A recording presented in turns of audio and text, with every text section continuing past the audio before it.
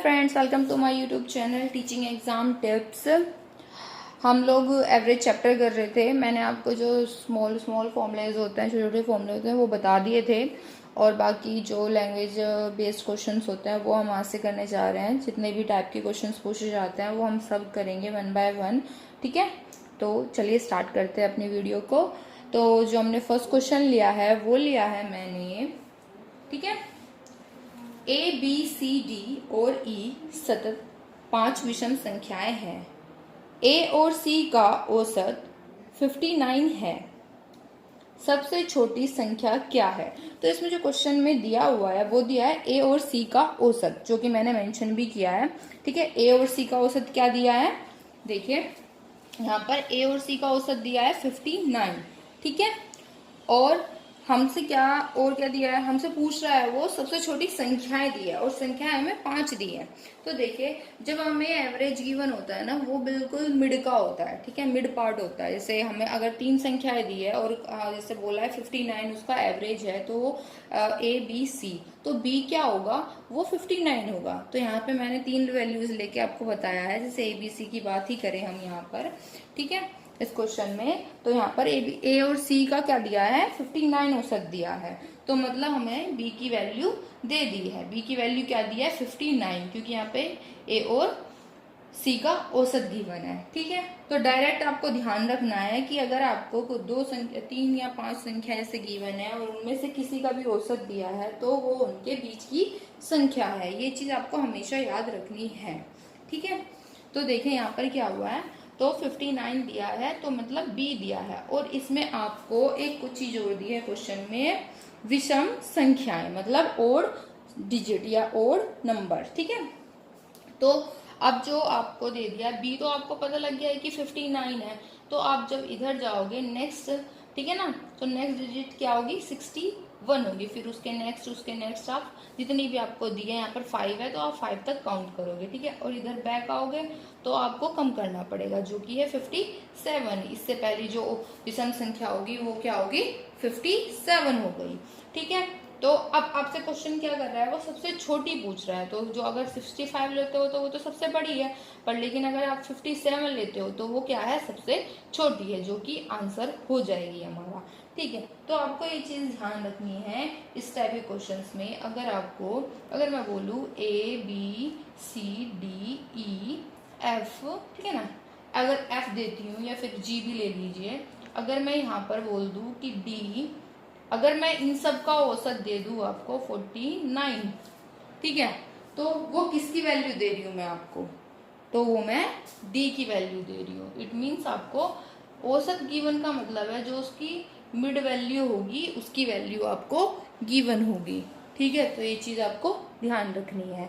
ये थोड़ा एडिशनल था जो मैंने आपको यहाँ पे समझाया है, बस आपको यही ध्यान रखना है। जो ऊपर क्वेश्चन है उसके अकॉर्डिंग हमने ये किया है। तो चलिए फिर नेक्स्ट क्वेश्चन करते हैं हम अपना। तो नेक्स्ट क्वेश्चन क्या है हमारा,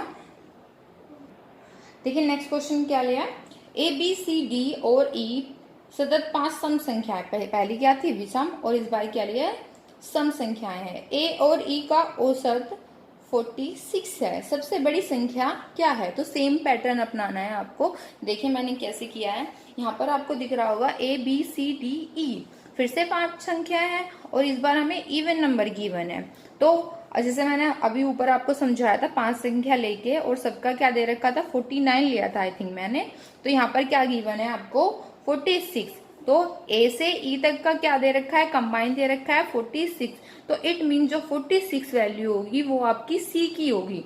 तो डायरेक्ट आपको रखना है किसकी वैल्यू है, वो सी की। तो सी की वैल्यू आपने रखी 46। तो अब जब जैसे आपको अगर ये सारी चीजें नहीं दिख रही है, चलो ठीक है, मैं मान लेती हूँ आपको सोल्यूशन कुछ नहीं दिख रहा है। अगर मैं ये लिख देती हूँ ए बी सी डी ई, ठीक है ना, और इन सब का आपको क्या गिवन है, 46 गिवन है। ठीक है, तो आप 46 लिखोगे सी की जगह। अब आपको ओड है या इवन है वो आपको क्वेश्चन में देखना होगा। यहाँ पर आपको इवन देनी है, तो आप इधर जाओगे तो कम करते जाना है, इधर जाओगे तो बढ़ाते जाना है आपने। ठीक है, जैसे कि इस क्वेश्चन में आपने किया है, यहाँ से आप यहाँ आए हो, यहाँ से आप यहाँ गए हो। ठीक है, फिर क्वेश्चन में वो क्या पूछ रहा है, सबसे हाईएस्ट पूछ रहा है आपसे। तो हाईएस्ट कितनी है यहाँ पर, इवन संख्या जो है वो 50 है, तो 50 जो होगा वो आपका आंसर हो जाएगा। ठीक है, तो ये क्वेश्चन भी इस टाइप का ही था और इस तरीके से ही आपको करना है। तो चलिए फिर नेक्स्ट क्वेश्चन और करते हैं हम। देखिए मैं कॉपी पे इसलिए करा रही हूँ क्योंकि थोड़ा मेरे को भी कंफर्टेबल है, ठीक है ना, और थोड़ा वीडियो जो होती है वो फास्ट बन जाती है, ठीक है। और बाकी अभी थोड़ी प्रॉब्लम चल रही है तो इसलिए मैं सोच रही हूँ कि थोड़ा आपको कॉपी पेन से ही समझाया जाए, पर लेकिन मुझे ये ज़्यादा बेटर लग रहा है, जिससे मैं इस तरीके से बता रही हूँ आपको, तो ज़्यादा अच्छे से बता पा रही हूँ, ठीक है। तो चलिए देखते हैं, जो मैंने क्वेश्चन लिया है वो है 15 व्यक्तियों के वेतन का औसत, ठीक है ना, 5,500 है। अगर एक व्यक्ति के वेतन को इसमें जोड़ दिया जाता है तो नया औसत 5,700 हो जाता है। नए व्यक्ति का वेतन क्या है? तो देखिए इस तरह के क्वेश्चंस को करने के लिए आपको क्या करना है, सबसे पहले देखिए आप दो तरीके से कर सकते हो इस क्वेश्चन को, ठीक है। जो जैसे आपको 15 व्यक्ति दिए हैं तो इंटू कर लो, फिर 16 की इंटू कर लो, डायरेक्ट हो रहा है, तो मैंने उसी मेथड से किया है आपका। तो देखते हैं कैसे किया है मैंने, ठीक है। तो देखिए मैंने क्या किया है, मैंने 15 व्यक्तियों का कितना गिवन है आपको, 5,500, ठीक है। देखिए कितना हो गया, जब आप इन दोनों को आपको सिंपल करना है, आपको मल्टीप्लाई करनी है, ठीक है। आपने मल्टीप्लाई किया, फिर क्वेश्चन कहता है कि अगर एक व्यक्ति को और इंक्लूड कर ले या मतलब जोड़ ले उसको, ठीक है ना, तो क्या हो जाता है, इतना हो जाता है, 5,700 हो जाता है, ठीक है। तो देखिए जो बच्चे पहले से ही प्रैक्टिस कर रहे हैं, पहले से तैयारी कर रहे हैं, तो उनको पता होगा कि 15 में ऐड कर दो, डायरेक्ट से मल्टीप्लाई कर लेंगे, बट लेकिन जो बच्चे नहीं जानते हैं तो उनके लिए मैं थोड़ा इजी कर देती हूँ। देखिए मैंने कैसे किया है, देखिए 15 हो गया था मेरा, 15 से इंटू कर ली मैंने वहां पर जाके, ठीक है।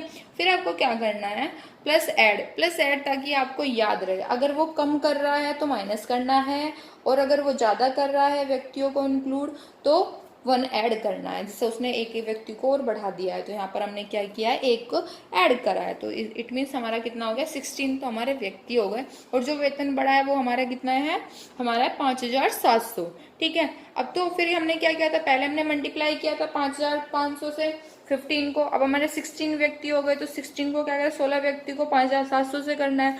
तो अब एक व्यक्ति का निकालना है, कौन से व्यक्ति का निकालना है, वो भी हमें जो नया व्यक्ति ऐड हुआ है उसका हमें निकालना है कि कितना वेतन है। तो वो कैसे आएगा, जब आप 15 की मल्टीप्लाई करोगे, मैंने यहाँ पे मल्टीप्लाई नहीं किया है, वो आप कर लीजिएगा, ठीक है। तो जो आंसर आएगा आपका, जब आप मल्टीप्लाई करके कैलकुलेट कर लोगे और माइनस कर दोगे, तो आपका जो आंसर आएगा वो आएगा आपका 5,700। मैंने मल्टीप्लाई किया तो कितना आया मेरे पास, ठीक है, वो आप सॉल्व कर लीजिएगा और बाकी आंसर देख लीजिए, इतना आएगा, ठीक है। तो अभी हम नेक्स्ट क्वेश्चन करते हैं। बेसिक कैलकुलेशन है वो लोग आप कर सकते हो, बट जो मेरे को समझाना था वो मैंने बेसिक जो था बिल्कुल वो ये था कि कैसे हम करेंगे इस टाइप के क्वेश्चंस को, ठीक है। अगर 15 व्यक्ति थे तो हमारा इतना था, जब हमारा एक और बढ़ गया तो हमारे पास इतना हुआ, जब हमको एक निकालना, ये क्वेश्चन ज़रूरी नहीं है वेतन का हो, अगर ये दे रखा हो आपको कि वेट है, ठीक है, वेट है किसी व्यक्ति का इतना और एक और व्यक्ति इंक्लूड हो गया है ना, तो उस व्यक्ति का फिर वेट बताइए, बहुत सारे क्वेश्चन है, पैटर्न यही होता है, करने का मेथड यही है सेम, ठीक है। तो आप इस तरीके से ही करना है आपको। चलिए तो नेक्स्ट क्वेश्चन करते हैं हम अपना। ये क्वेश्चन क्या है, एक विद्यालय के विद्यार्थियों की औसत आयु 6 वर्ष है, मतलब 6 वर्ष है, और 12 शिक्षकों की औसत आयु 40 वर्ष है, ठीक है। यदि सभी शिक्षकों तथा विद्यार्थियों के संपूर्ण समूह की औसत आयु 7 वर्ष हो तो कुल विद्यार्थियों की संख्या कितनी है। तो यहाँ पे पूछा क्या है, कुल विद्यार्थियों की संख्या, टोटल स्टूडेंट्स पूछे हैं, और देखिए जो एवरेज दिया है तो मिक्सचर एलिगेशन की तरह कर सकते हैं हम इस क्वेश्चन को।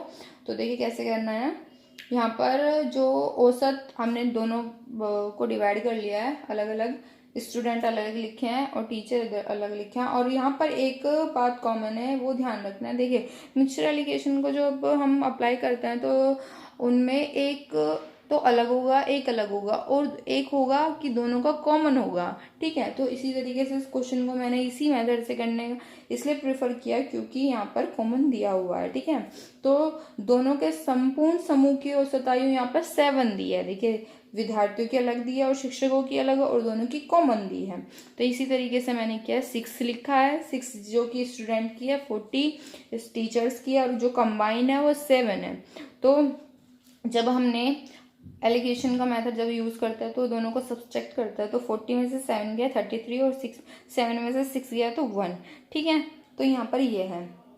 तो अब ये कह रहा है तो कुल विद्यार्थियों की संख्या कितनी है। तो टोटल संख्या पूछी है, आपको संख्या पूछी है, और विद्यार्थियों की। तो देखिए, पहले तो हमने यहाँ पर अलग अलग निकाल लिया है। तो एक स्टूडेंट हो 33 और टीचर हो 1। ठीक है, तो अब देखिए कैसे करना है यहाँ पर आपको। देखिए, टीचर जो है वो 1 आया है, यहाँ पर जो टीचर है वो 1 आया है, पर लेकिन हमारे क्वेश्चन के अकॉर्डिंग तो कितना दिया है, 12 शिक्षक दिए हैं जिनकी औसत आयु कितनी दी है, 40 दी है। देखिए, कुछ ना कुछ रिलेशन दिया ही होता है इस टाइप के क्वेश्चन में। तो देखिए, यहाँ पर अगर कोई स्टूडेंट की देता तो आप टीचर की कैलकुलेट करते, पर लेकिन यहाँ पर उसने किसकी दी है, स्टूडेंट टीचर की दी है, तो आप क्या कैलकुलेट कर सकते हो, उससे स्टूडेंट की कैलकुलेट करना है। ठीक है ना, तो यहाँ पर जो है क्वेश्चन कह रहा है हमारे अकॉर्डिंग टीचर 1 है ना, और जो क्वेश्चन में गिवन है वो कितना है, 12 है। तो यहाँ पर अगर आप मल्टीप्लाई करते हो 12 से, तो आपको यहाँ पर भी मल्टीप्लाई करनी होगी 12 से। तो जब आप 33 में 12 से मल्टीप्लाई करते हो तो आपका आंसर आता है 396। ठीक है ना, तो जो आंसर है आपका 396 आ गया आंसर। यहाँ पर जो टोटल स्टूडेंट्स की संख्या होगी वो आपकी 396 होगी। ठीक है, तो यही क्वेश्चन में करना था, इजी था बहुत ही, आपको इस तरीके से ही अप्लाई करना है। ठीक है, तो चलिए एक और क्वेश्चन कर लेते हैं।